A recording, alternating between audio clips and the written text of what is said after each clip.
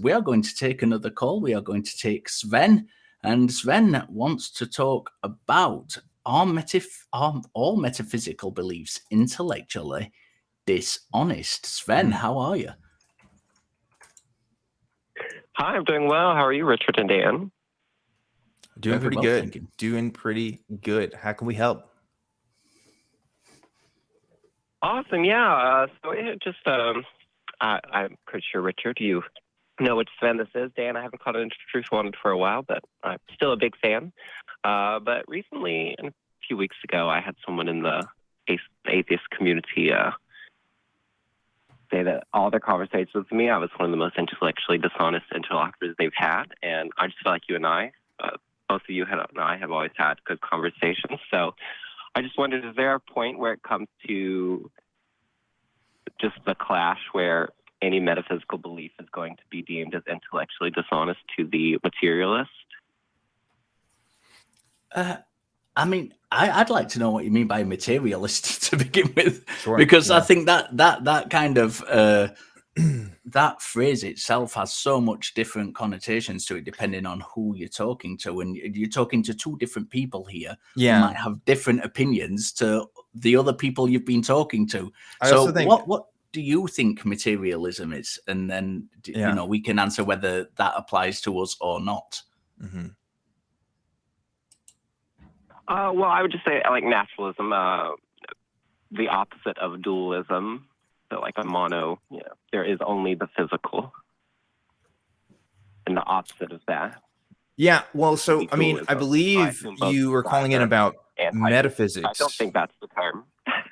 Yeah, no, so like, yes, all dualist theories are metaphysical theories.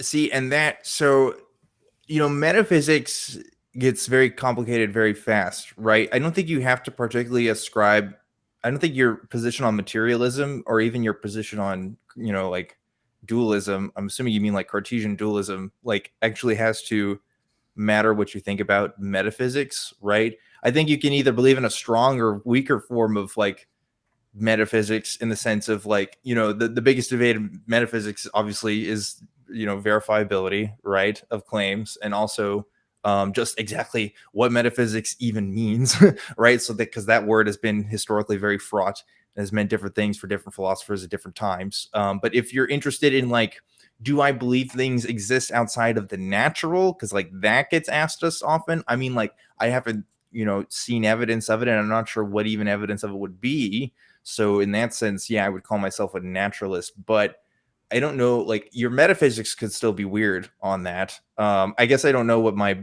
metaphysics position is, but broadly speaking, I think most metaphysics claims don't really amount to much, if I'm being honest. But again, that's a wide spectrum of philosophy there. So yeah, I'd be interested in hearing more about your thoughts.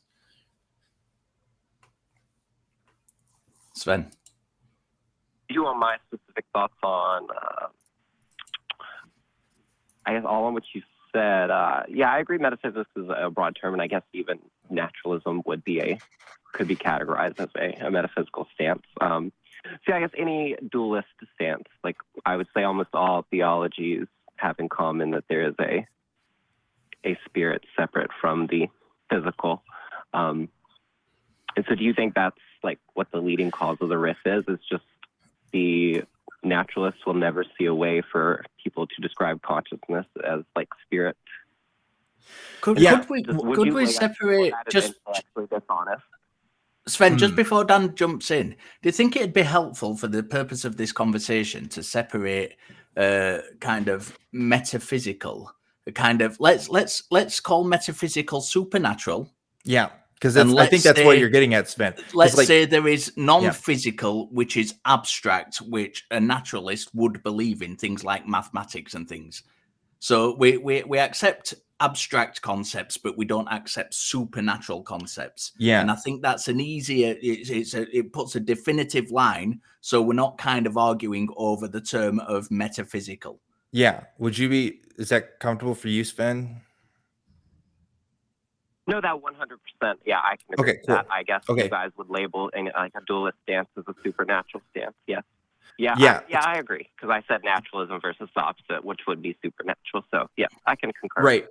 And you start off talking about metaphysics, and again, like I want to emphasize too, like metaphysics doesn't necessarily has anything to do with naturalism, right? So I think there's just a bit of conflation of terms there, right? You can still believe in metaphysical claims and still be a naturalist. Like those inherently don't contradict, right? I think what you're interested in is like the supernatural, like you're talking about like consciousness claims and stuff like that.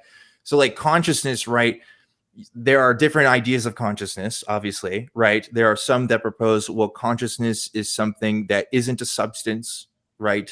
And may not even be a process. It's something else like altogether, right? Something else outside of what we can observe in the physical. I know atheists that hold this position, right? That say like consciousness even is a fundamental force within the universe, because without consciousness, there is nothing for the universe to even be observed by.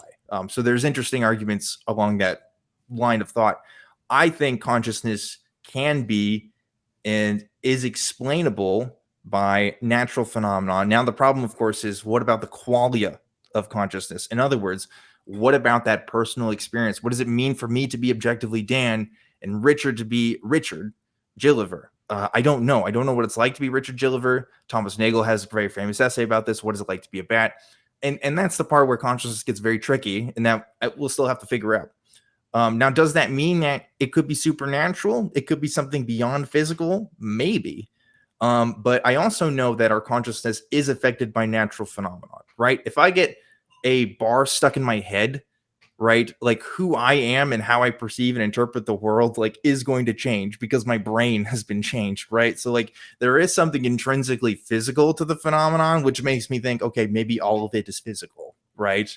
Until I'm demonstrated otherwise. And it's just very complex and we just don't fully understand it.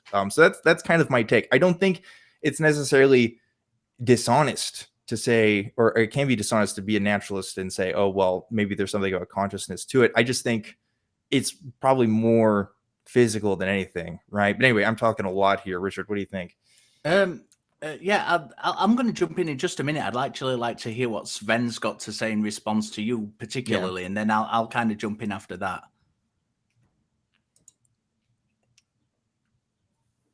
Sven, would you like to the emergent property theory? And I kind of think that's what you were going with. That it's just an emergent phenomenon of the physical world. But I do also lean more towards if it was a strictly physical phenomenon.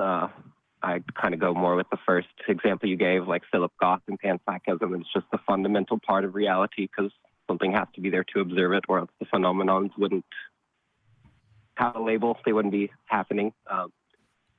So yeah, I respect both of those views. Yeah. So why would you lean that way then? Because I can think of kind of 7 different theories of consciousness, and there was a great piece of work being done by, and people are gonna, the atheists are gonna call me dirty names for mentioning this foundation, but the Templeton Foundation at the end of 2019, it's a Christian organization, but they were kind of footing a huge push on the consciousness research, and they were getting all sorts of opposing ideas together, and then kind of the dreaded plague came in and kind of stopped all that happening, which was unfortunate. But I think the kind of the consensus of consciousness researchers, whether that's in psychology or neurology or whatever, do think it is an emergent property. And I think people overcomplicate what an emergent property means. And, if I can just kind of simplify it to its very, very basics and then kind of get you to respond to that and see what you think about that. If you imagine a car being stood still and then moving, and the kind of emergent property of that movement being locomotion, all those parts of the car working together, the engine, the petrol, everything coming together, and then locomotion, movement being the result of that. And that's kind of, that's all we mean by emergent consciousness, is an emergent property of the brain. All these physical aspects are working together, which produce this result. Now, we don't know the details of the result. We do not know what the details of consciousness are. There's still so much work in the field to be done. but we do kind of have a good idea, and through lots of different experiments that have been done, that if you kind of alter the physical aspects of the brain, of the nervous system, of the person, then consciousness and who we are appears to change. So it really, really does appear to be a physical aspect, just like if you took a wheel off a car, the way the car moved, the locomotion would change. And that's it seems kind of overwhelming that is the case. So what makes you think that it might be this other thing, this dualism, this outside aspect coming in?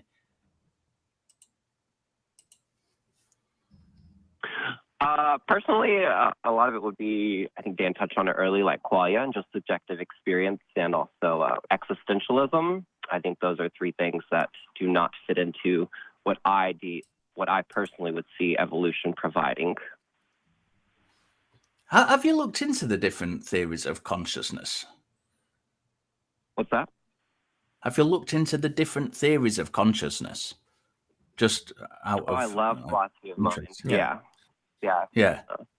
I mean, so just to jump in, right? I mean, like, I think, Sven, very serious philosophers have considered panpsychism, right? Matter having a fundamental property that gives consciousness, like that's been under very serious consideration. So, like, I'm not going to entirely rule it out, but like, I guess I share Richard's skepticism in the sense of, like, I feel, I do think evolution can possibly account for theories of consciousness, but despite not being able to solve the mind-body problem, right, in spite not being able to account for the qualia, to me that doesn't necessarily lower the probability of consciousness being an emergent property to be a phenomenon like that. And I think it's mostly because some of the stuff that we've been doing. I mean, like, we've been able to create artificial brains. You know what I mean? Like, and I don't mean like in the sense of a computer. I mean, like, there's been stuff that's been done with organic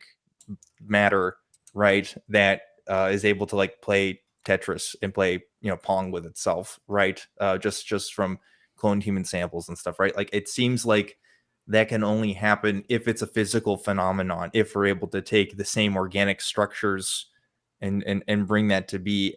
I don't see why matter in and of itself has to have consciousness as a fundamental property in order for that to happen, because we do see other forms of matter that don't take on that kind of form. So again, it's very complicated, right? Very, very pie in the sky. But that's where I land on it, Sven. And I think you seem like you at least respect that position. So, it's all gravy, baby.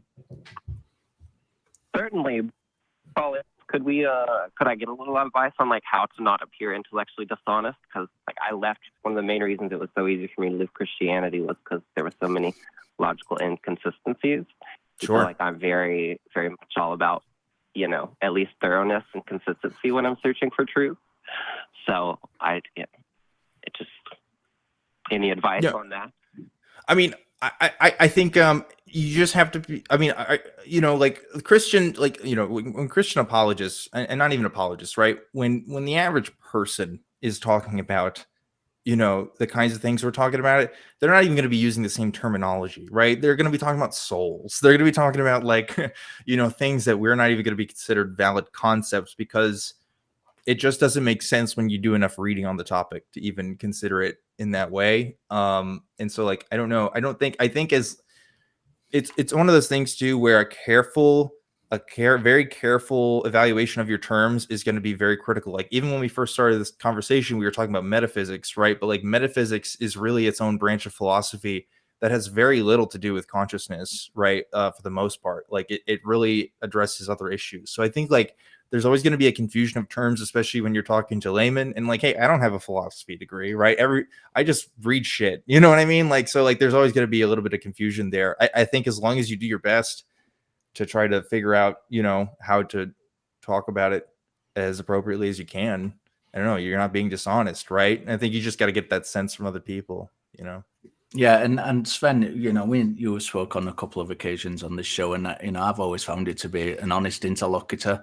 And I think for me, the only advice I could give you is, as we did at the beginning of this conversation, just make sure that, you know, the terminology you're using is agreed upon by everybody. Because the metaphysical is as we discussed at the start of this call, very, very awkward.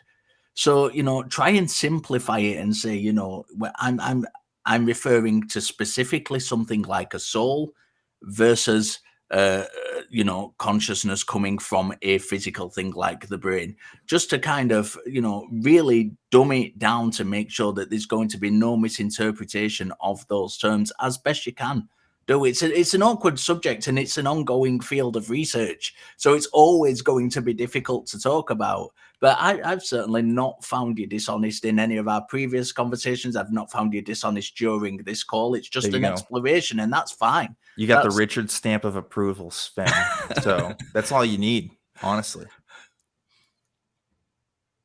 Well, that means the world. I appreciate both of you guys' time today. Yeah, we appreciate you as well, Sven. Thank you very, very much, sir.